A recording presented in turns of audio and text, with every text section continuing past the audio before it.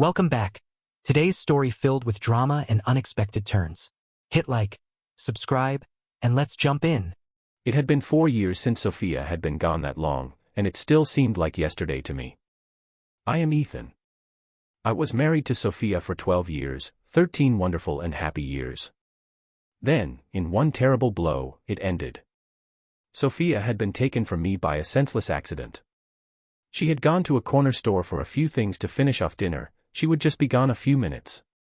The next thing I knew, a policeman was knocking at our door with the local pastor. There had been an accident. Sophia was gone. I can't remember much after that.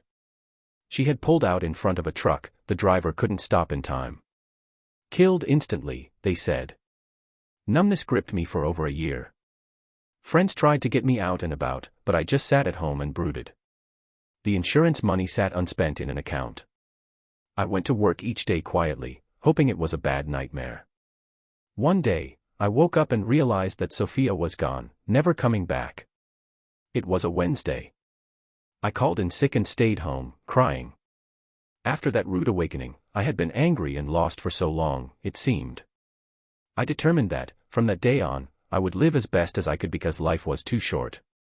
Still, the emptiness in me haunted and tormented me as I tried to move forward. 3 years later, I had dated a few women, but I felt nothing. I acted cold and distant. It was not them, it was me. I wasn't going to find anyone to replace my Sophia. I guess, deep inside, I couldn't let go of her at all. One day, I just gave up trying to find someone else. It wasn't working out, and I hated making others feel miserable on our dates. I spent more time just walking around Havenwood. I would visit museums, parks, libraries, anything to occupy my time. I noticed that I had been pushing my walks to the edges of safe areas and going to parts of town where most people would not travel on foot alone. Nobody bothered me, nobody came near me or threatened me. I was left alone. On one walk, I noticed a young girl in cut-off jeans and a very skimpy top hanging around the stairs of a rundown apartment building. She didn't look like she belonged there, light-skinned, blonde hair, nice figure. A large man came out and started talking to her. She looked afraid of him, yet she stood close, handing him some cash. He gave her a small packet and turned to leave. She glanced at me with the look of a ghost, afraid of her own shadow. Putting the packet in her pocket, she started to walk near me as I continued on my way, just behind me and to one side. I could catch sight of her from time to time. When we reached the park, she kept close. There were some sketchy characters hanging around, so I understood why she stayed near me. I was her protection, of sorts. We walked around the park, and on the other side, she caught up to me. "Hey, mister, would you like some company?" "Ah, you're not a cop or anything, are you?" I was taken aback. At first, I wasn't sure she was talking to me, then realized her offer. I was a bit speechless. "I'm not sure I know what you want." "Well, mister, I think I know what you'd like. I'm worth it too. I can show you a real good time, if you know what I mean. Young lady, you should be in school, not out here propositioning strangers. Hey, you aren't my dad. I just offered to help make you feel good for a bit, not be lectured about how I live." She turned away and left me standing there. I had just been propositioned by a girl a decade younger than me, if I had one. Did I look so alone that she could see something in me that I couldn't see myself? Or did I just look like some easy money for her to score? That encounter stuck in my mind all that weekend. I was stunned that someone as young as her would be turning tricks for a pimp. I found myself wondering about her and her past, what had made her go this way? What had caused her to begin selling her body for cash and drugs? The following week, I became engrossed with work and getting some contracts signed. After each workday, I went home, worked on the details, then went to bed. I didn't walk around much, being too busy trying to get everything done. That weekend, the contracts were signed, and I took the clients out for dinner at a nice restaurant. As we ate, I saw her. She walked by on the street, dressed in a tight, short skirt and a low-cut, skin-tight top. She looked like a cheap hooker on the prowl. She was only in my sight for a short time. After dinner and a few drinks, I saw my clients to their hotel and then headed home. On my drive, I went out of my way a bit and drove down the street where I had first seen her with her pimp. There she was, standing on the street corner, looking like a little girl trying to look like an adult. I pulled over, a reflexive action on my part. I didn't know what to say or what I was doing. I was lost. As she looked, she came over to the passenger window. I rolled it down as she leaned in. "What you looking for, mister?" "Oh, it's you. What do you want, man?" I don't know." "Talk. Can you talk to me? I have to charge you, you know, mister. I charge by the hour or half hour. $50 will get you half an hour." "Never mind, sorry to have bothered you." "What the hell's your problem, man?" "Go to hell, prick." She stood up and angrily walked away from the car. I was stunned at her reaction. Then I remembered, she was a hooker, and to her, time was money. I rolled up my window and drove away. I was troubled by my actions. Why had I felt the need to pull over and talk to her? What was I trying to do? I went home and sat around, wondering if I had become so desperate that I was about to resort to hookers for my pleasure. Searching deep inside myself, I realized that was not why. I slept a troubled sleep for the next few nights, unable to get her out of my mind. One day at work, as I opened my desk drawer, it hit me. She looked an awful lot like Sophia had at that age, same hair, same body. How had I been so blind not to realize this right away? I didn't see her around after that for a long time. Then, one night, as I took a walk, I came across a huddled figure on a park bench, cuts and bruises all over her face and shoulders, crying into dirty clothes. She looked like hell. I sat next to her, not touching, but close. She looked at me with a mix of fear and suspicion. I didn't say a word. Sitting there, I began to feel like a fool. What was I doing? I didn't know. She continued crying and then sobbing a bit. She began to get up. I held out my hand, offering her my handkerchief. "You look hurt. Can I take you to the hospital?" "Screw you. I can take care of myself. Go away. Leave me alone. I was just trying to help." "Yeah, sure, just like Victor will help you, little girl." The next thing you know, here I am, a 294, hooked on narcotics, getting beat up for fun by my Johns. That's not what I meant. I want to help you. What can I do for you? Just leave me alone. You're all alike. Men use women like me and give us nothing but pain. Go away and leave me alone. Look, you're hurt and obviously without a roof over your head. I have some money, not a lot with me, but take it and at least get a motel room and something to eat. Grabbing the money out of my hand, she looked at me, then turned and ran into the night. I sat there for a bit, thinking. I questioned my motives and then my actions. I was lost in thought when a shadow fell over me. Looking up, I saw a large man standing in front of me. "Hey, man, you seen a sweet young thing around here? Blonde, short skirt, nice body." "No, I haven't." "Is she someone important to you?" "Haha, no, man, not important. She's just one of my 294s, you know. Victor's got the best 294s in town." "So, you're her pimp, then?" "Yeah, that's what I am. Little runaway on me earlier tonight. I need to teach her some manners. Can't be leaving the John, you know what I mean. Perhaps she doesn't want to work for you anymore, Victor." "Oh, you don't get it, do you? She has to work for me, or she ain't working at all. That's the rule, you know. My turf, my girls, my 294s. Them's the rules." He left me sitting there. I was sure that if he found her, she would get hurt even more. I had to find her before Victor did. I got up and headed off in the direction I had seen her running. I walked for an hour, never seeing her at all. Giving up, I turned and started to head home. I decided to take a shortcut down a street I had never been on. As I walked along in the darkness, I heard something in the shadows near a dumpster.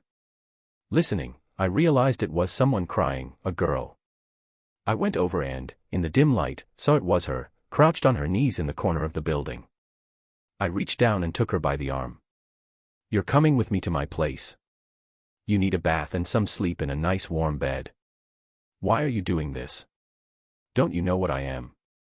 What do you want from me? What are you, some kind of kinky scum sucker? Look, even I don't know why I am offering to help you. Lord knows you haven't been very friendly to me. I just can't leave you on the street for Victor to find later. Come on. In the morning, you can think about what you want. Right now, you need a bath and some rest. Also, something on those bruises. I pulled her along with me. She followed reluctantly but docile enough. As we neared my block, she began to pull back. I can't go with you. You live in a nice neighborhood. I can't be here. Your neighbors, they will not like me. Hey, I could care less what my neighbors think. Come on. You've made it this far. I may have some clothes that will fit you, my late wife's, but I think you two were the same size. I got her to my house with a bit more arguing and into the bathtub. I left her alone and went to the closet. My wife's things were still hanging there, I hadn't been able to remove them yet. I liked the smell of her in those clothes. I found a pair of jeans and a blouse.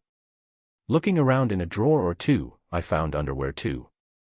I dropped the clothes off at the bathroom door and then went to the kitchen to make a late dinner for two. Just as I finished, she came in and sat at the table, clean and fresh. Even with the cuts and bruises here and there, she still looked quite beautiful, her hair in a large ponytail hanging down her back. I noticed she hadn't worn the underwear. Was your bath soothing for you? Yeah. Why did you bring me to your home? You're not going to be a kinky scum sucker now, are you? No, I'm not a kinky scum sucker, as you say. I just wanted to try to help you in some way. You seemed, that is to say, look, I just wanted to help you because you looked like someone who needed it, that's all. Besides, if I were a kinky scum sucker like you were thinking, do you think I'd tell you that? Yeah, well, most people don't help like you do. The other day, you stopped by in your car. What was up with that? I honestly don't know. I guess I wanted to talk to you. Maybe I'm curious why you are doing what you do. I'll show you to your room. If you need anything during the night, just feel free to get what you want. I showed her to the spare bedroom. While she was looking around, I got more of my wife's clothes out and took them to her. I continued to bring her clothes, dropping them off quietly at the door to give her some space. As I finished, Megan stepped out of the room, holding up the clothes I'd given her. She looked at me with a curious expression. Your wife was just my size, she said softly, running her fingers over the fabric of the blouse. Where is she? Did she leave you for someone else or something? The question hit me like a punch to the gut. No, she passed away a few years ago, I replied, trying to keep my voice steady. Oh. She stood there awkwardly for a moment. You still have her things in the closet and everything. Man, that's screwed up. You should have gotten rid of that stuff a long time ago. It's not good to keep things like that around. They'll just remind you. I felt irritation bubbling up. Thank you for the advice, doctor, I said sharply. I'll take it to heart tomorrow. Good night. I turned away before she could say anything more. The next morning, I woke early and made breakfast, hoping it would help to reset the awkwardness from the night before. Megan walked into the kitchen halfway through, her eyes a bit red, likely from crying. She had on a pair of my wife's old jeans and a loose shirt. The clothes fit her almost perfectly, giving her an unsettling resemblance to Sophia. Good morning, Lucas, or do you prefer Ethan, she said, trying to sound casual. Ethan is fine.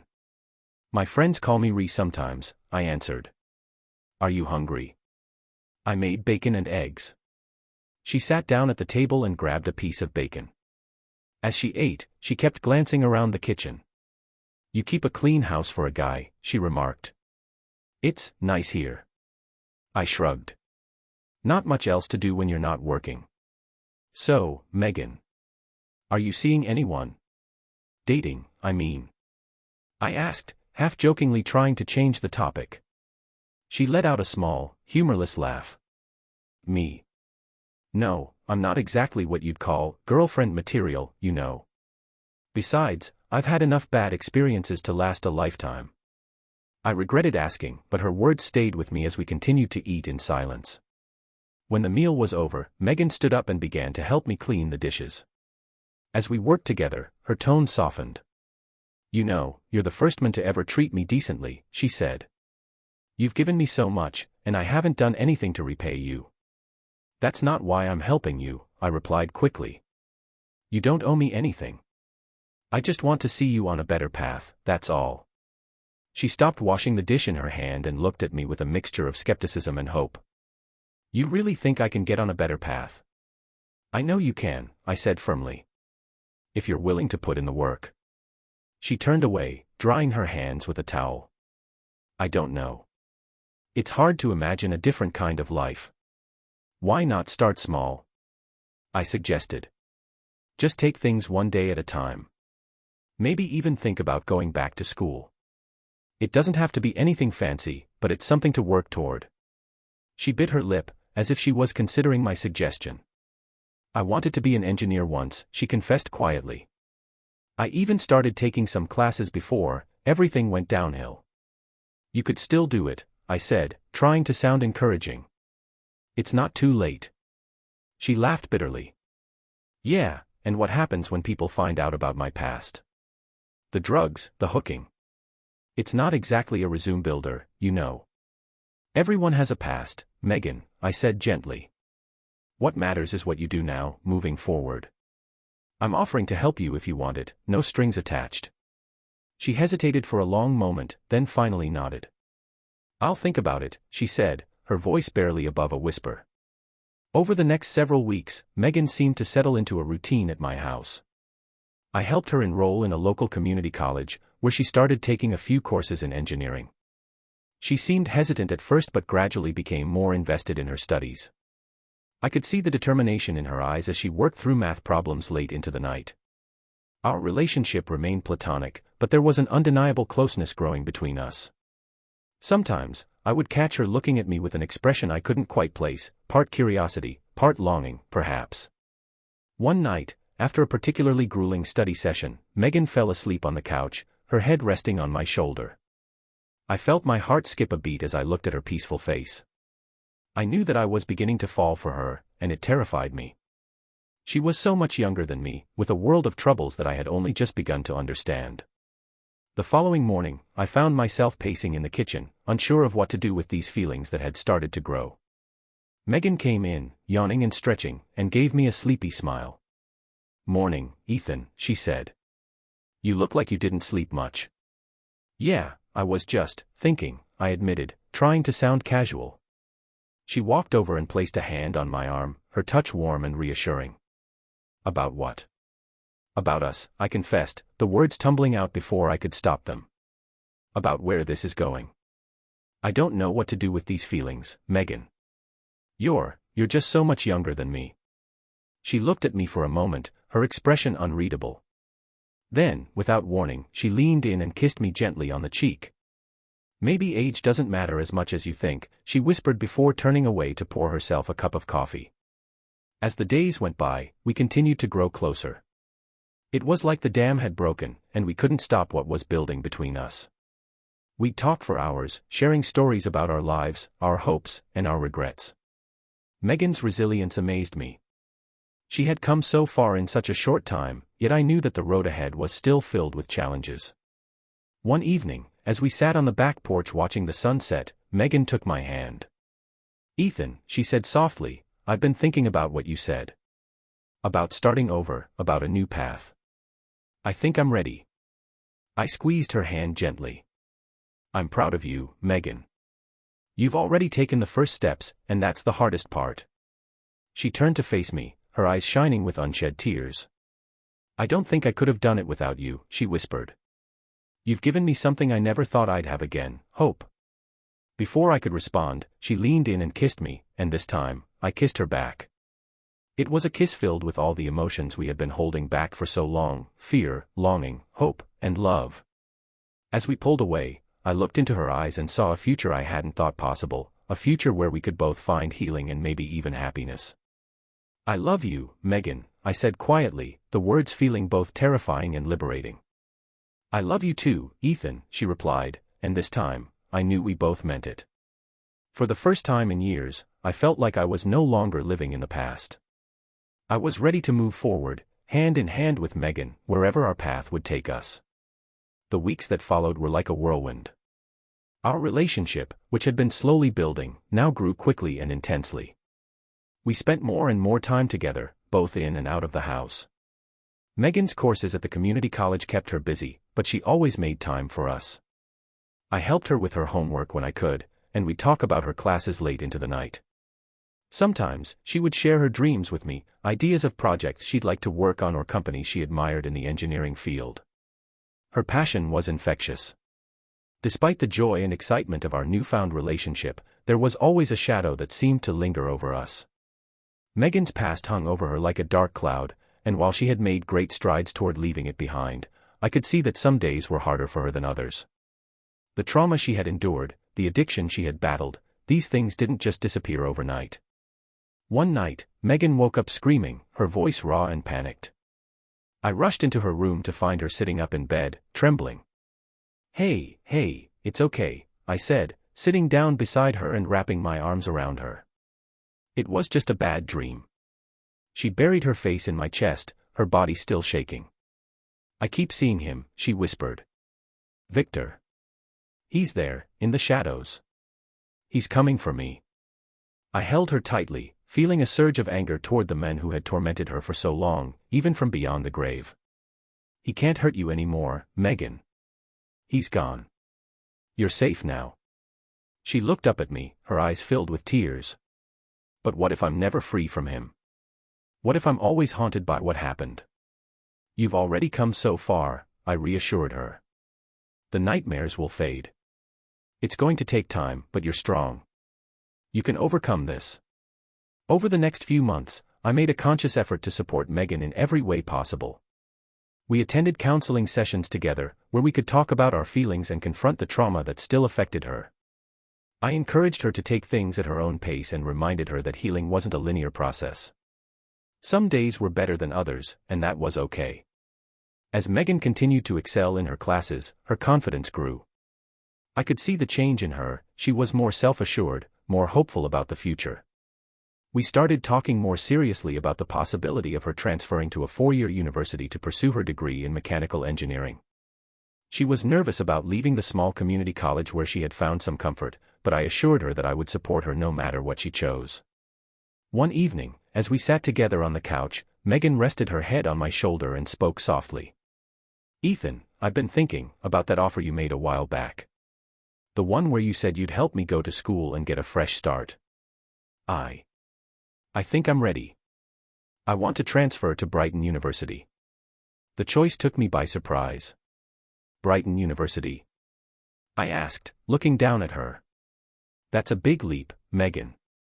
But if that's what you want, I'll do everything I can to help make it happen." She nodded, determination in her eyes. "I know it won't be easy, and I know it's far away, but I think it's the right move. I want to push myself, and I need to know that I'm capable of more than what my past says I am." I kissed her forehead and smiled. "You're more than capable, Megan. I'll help you with the application process. We'll make it happen."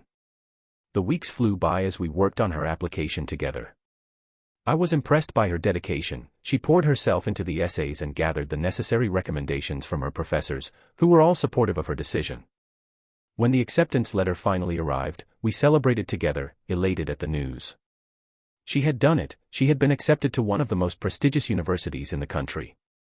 As the start date drew nearer, we began to prepare for her move. Megan was excited, but there was also a hint of sadness in her eyes whenever we talked about the future.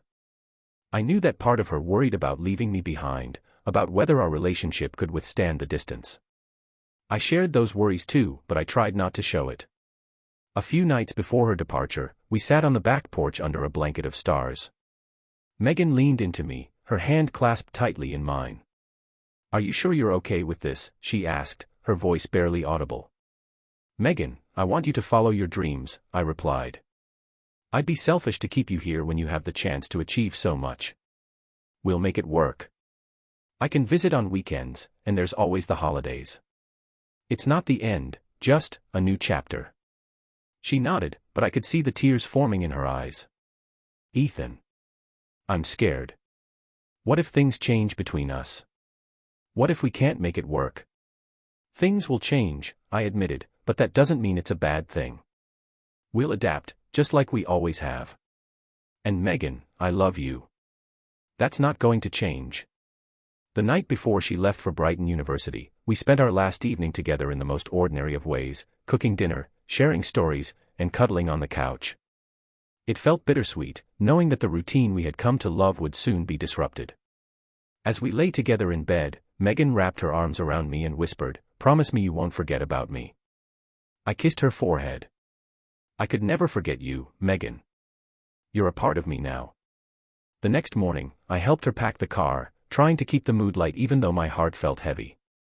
We embraced tightly before she got into the driver's seat. "Drive safe," I said, my voice betraying the emotion I was trying to hide. She gave me a brave smile. "I'll call you as soon as I get there." "I love you, Ethan." "I love you too, Megan," I said, holding onto her hand until she had to let go.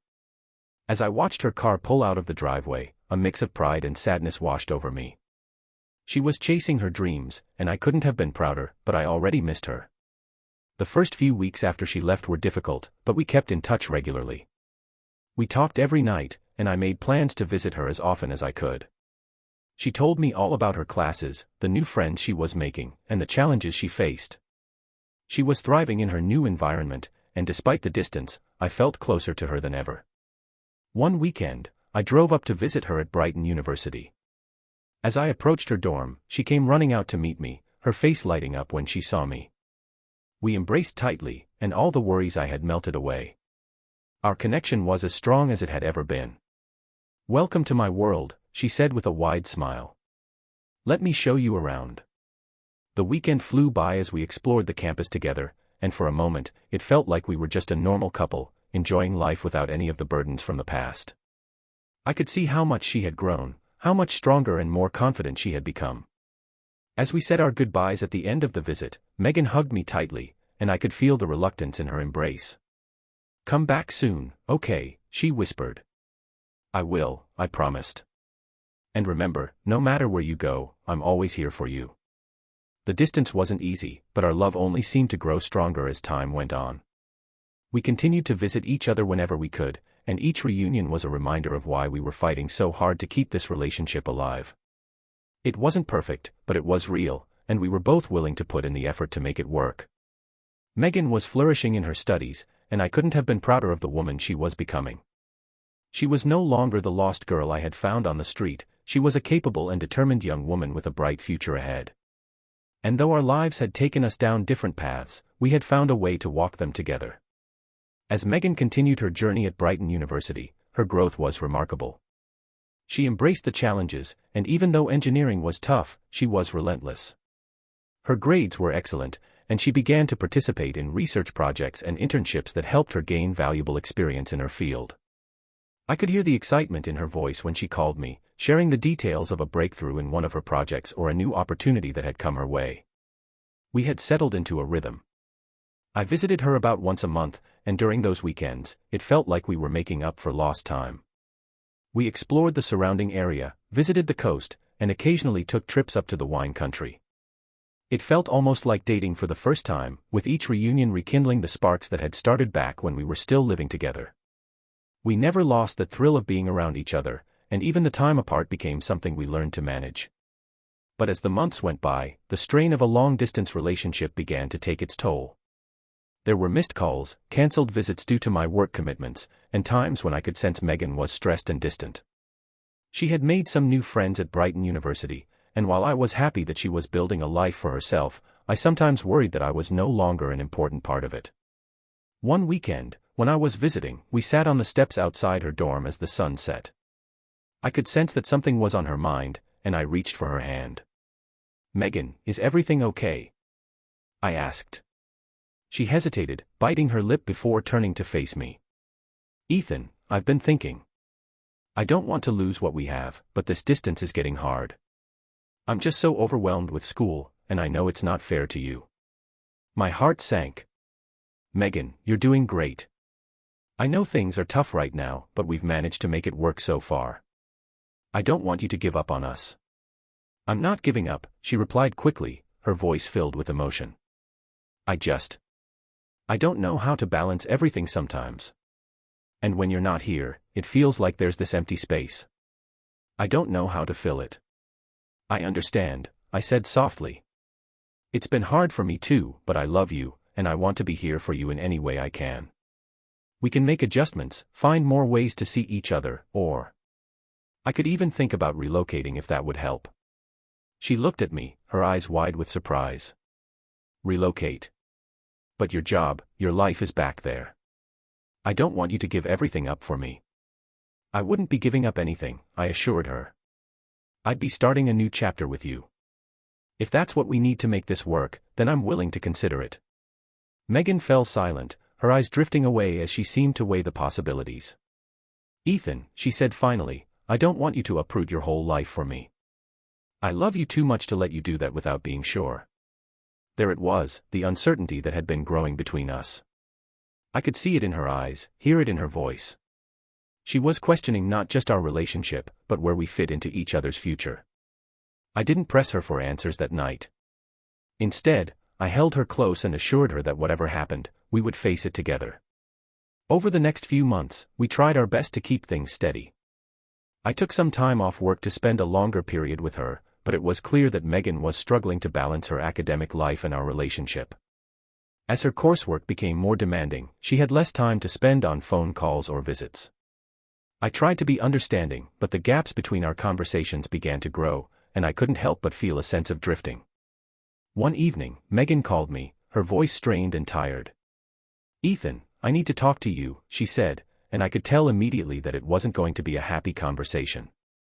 Megan, what's going on? I asked, anxiety tightening in my chest. She took a deep breath, then said, I've been thinking a lot lately, about us, about my future, and about where I'm heading. I'm starting to feel like I'm being pulled in two different directions. I love you, but I'm not sure I can keep doing this, Ethan. I'm not sure I can give you what you deserve. The words hit me like a punch to the gut. What are you saying? I asked, struggling to keep my voice steady. I'm saying I need time to figure out who I am without being pulled in 1,000 different directions, she replied, her voice cracking. I'm so focused on trying to keep us together and make school work at the same time that I feel like I'm failing at both. It's not fair to you, and it's not fair to me. I was silent for a moment, the reality of what she was saying sinking in. Megan, I understand if you need time, but please don't walk away from us, I pleaded. We can find a way to make this work. I'm not walking away, she said tearfully. I just need some space to figure things out. I don't want us to end, but I think we need a break, a chance to see if this is what we really want. The rest of the conversation was a blur. I tried to understand her perspective, but it felt like I was losing the person I loved all over again. We agreed to take a break, to step back from the relationship and give each other time to reflect. It was the hardest decision I had ever made, but I knew deep down that forcing things wouldn't help us. The days that followed were some of the loneliest I'd experienced since Sophia's death. I found myself pacing the house, glancing at my phone, hoping for a message from Megan that never came. I threw myself into my work, trying to occupy my mind with other things, but the quiet moments were the worst. I missed her more than I thought possible, and every time I thought of the life we could have shared, it felt like my heart was being squeezed in a vice. Weeks passed with only sporadic contact. Megan sent a few texts here and there to let me know how she was doing, but there was a distance in her words that hadn't been there before. I wanted to call her, to see her, but I knew I had to respect her need for space. Then, one evening, after nearly 2 months of silence, I received a message from Megan. Ethan, can we meet? I'd like to talk. My heart raced as I replied, agreeing to meet her halfway, at a cafe in a small town between where I lived and Brighton University. I arrived early, my nerves on edge, not knowing what to expect. When Megan walked in, she looked different, stronger, more at peace. There was a calmness about her that hadn't been there before. We sat down across from each other, and she spoke first. Ethan, thank you for giving me the space I needed. I know it wasn't easy for you. I just want to know what you're thinking now, I said quietly. Where do we stand? Megan took a deep breath. I've had a lot of time to think, and I've realized that I needed this break more than I knew. It's given me a chance to focus on my goals, to figure out who I am and what I want. I've missed you, but I also feel like I've grown in ways I didn't expect. I listened, my chest tightening as she spoke. So, where does that leave us? I asked. It leaves us with a choice, she replied, her gaze steady. I still love you, Ethan. That hasn't changed. But I think we need to approach this differently if we're going to move forward. We can't go back to what we had before, we need to build something new, something stronger. I felt a mix of relief and uncertainty. I'm willing to try, Megan. I don't want to lose you. Then let's take it one step at a time, she said softly, reaching across the table to take my hand. No expectations, no pressure. Let's just see where this goes. As we sat there, holding hands across the table, I realized that while things hadn't gone the way I had hoped, we still had a chance to build something real. It would take time, patience, and a willingness to adapt, but Megan was right, we couldn't go back. We could only move forward and embrace whatever came next, together. And as we left the cafe that day, I felt a renewed sense of hope, knowing that we still had a future to shape, one step at a time. After that meeting at the cafe, Megan and I began the slow process of rebuilding our relationship. We took it day by day, focusing on reconnecting without the pressure of being in a committed relationship.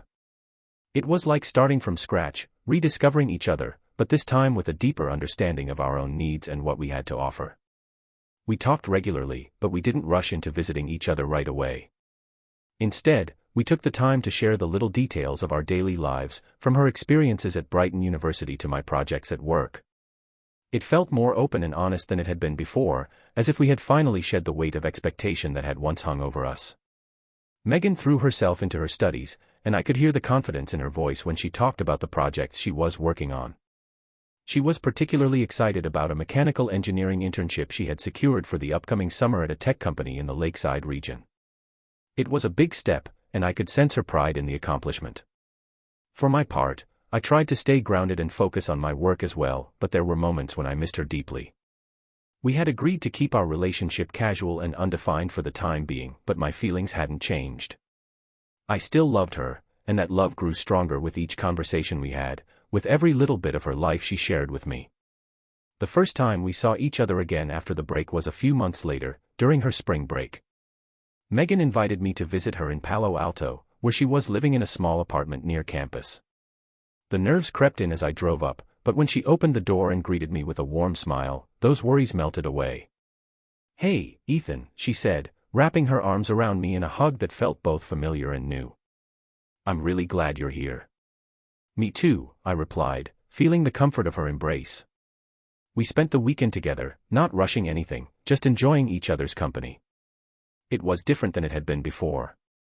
There was a certain maturity to our relationship now, a recognition that we had faced challenges and come out the other side stronger.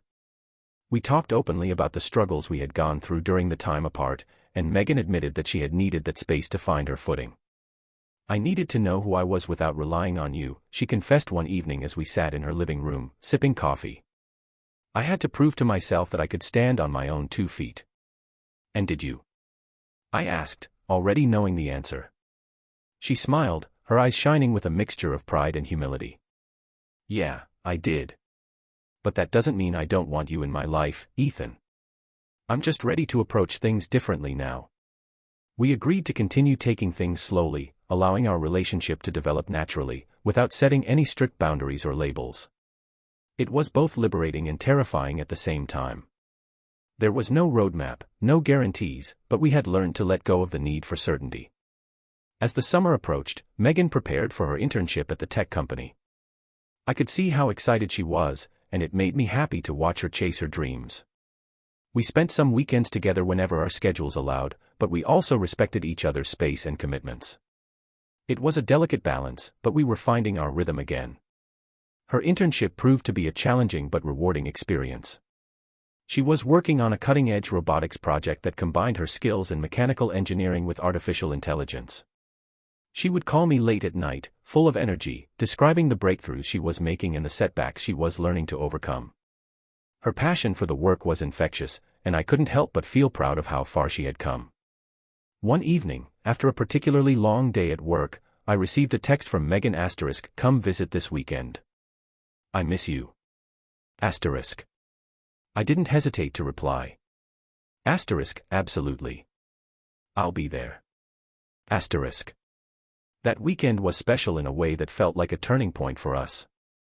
I arrived at her apartment to find that she had set up a small dinner for us, a simple but thoughtful gesture that reminded me of the early days when we'd first started spending time together. We ate, laughed, and caught up, and afterward, as we sat on the couch, Megan rested her head on my shoulder. "Ethan," she said quietly, "I think I'm finally ready to define what we are." I turned to look at her, my heart skipping a beat. "And what do you think we are?" I asked, my voice steady but hopeful. She took a deep breath. "I want to be with you," she said, her eyes meeting mine with a certainty that hadn't been there before. "I don't want us to be just figuring it out anymore. I'm ready to commit to this, to us." I reached for her hand, squeezing it gently. "I'm ready too, Megan. I've always been ready." The rest of the evening felt like a celebration of sorts, as if we were marking the beginning of a new chapter. We talked about our future with more certainty than we ever had before, discussing what it would look like to truly build a life together. There were still many questions to answer, like where we would eventually live, given that her career might keep her in the lakeside region for the foreseeable future, but we agreed to face those decisions together. As summer came to an end, Megan finished her internship, armed with a wealth of experience and a clearer sense of direction. She still had one more year at Brighton University to complete her degree, but she was already receiving job offers and internship opportunities for after graduation. The possibilities seemed endless, and I encouraged her to follow whatever path felt right for her. With our relationship back on solid ground, I felt a sense of peace and fulfillment that I hadn't experienced in a long time. We made plans to see each other more often, and I started to think seriously about relocating to the lakeside region once she graduated. It wasn't a decision I took lightly, but I knew that if I wanted to build a life with Megan, I needed to be where she was.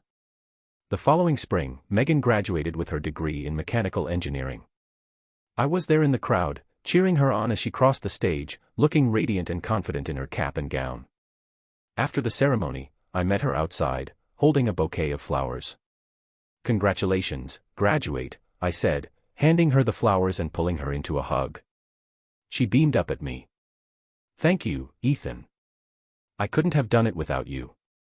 "I think you would have found a way," I replied, my voice full of pride. "But I'm glad I could be there to see it." We spent the day celebrating with her friends and family, but later that evening, as we walked together along the quiet campus, Megan turned to me with a thoughtful expression. "You know, this place gave me a lot," she said, glancing around at the familiar surroundings. "But I'm ready for what comes next." I nodded, knowing exactly what she meant. "So am I," I said. "And whatever it is, we'll face it together." That summer, I made the decision to relocate to the lakeside region. Megan and I found a small apartment to share, not far from where she would be working at a promising tech startup. It wasn't a big place, but it was ours, and it felt like the beginning of something real and lasting.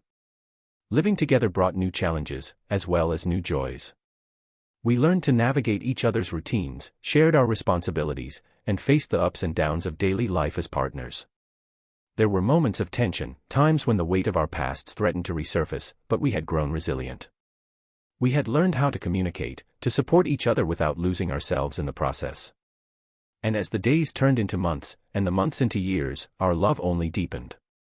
We never rushed into marriage, but we often talked about it, knowing that when the time was right, we would take that step. For now, we were content. We had faced the trials and uncertainties of life together and had come out stronger for it. Megan was no longer the lost girl I had met in the shadows, and I was no longer the man stuck in the past.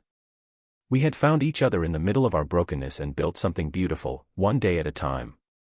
And as I lay beside her each night, her hand resting gently in mine, I knew that whatever came next, we would be ready to face it together. If you enjoyed this story, don't forget to like, share, and subscribe for more heartfelt tales. See you next time.